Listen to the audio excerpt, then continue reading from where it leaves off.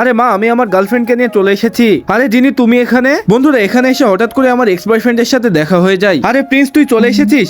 আরে প্রিন্স, তুমি এখন বলো তোমরা দুজন বিয়ে কবে করবে? আরে খুবই তাড়াতাড়ি করে ফেলবো। বন্ধুরা, এই যে দেখো, এটা আমার গার্লফ্রেন্ড জিনি। আরে প্রিন্স, তোর গার্লফ্রেন্ড তো দেখতে অনেক বেশি সুন্দর, কিন্তু তোরা যে দুজনকে ভালোবাসি সেটা আমি তখনই বিশ্বাস করবো যখন তোরা দুজনকে কিস করবি। চলো তোমরা দুজন কিস করো। বন্ধুরা, প্রিন্সকে কিস করতে আমার অনেক ভয় লাগছিল, কেননা এখানে আমার এক্স বয়ফ্রেন্ড ছিল। প্রিন্স আমাকে কিস করার জন্য এগিয়ে আসছিল, কিন্তু তখনই আমি সেখান থেকে চলে যাই। আরে আরে জিনি, কি হয়েছে? তুমি ওখান থেকে চলে আসলে কেন? আর তুমি এখন কোথায় যাচ্ছ?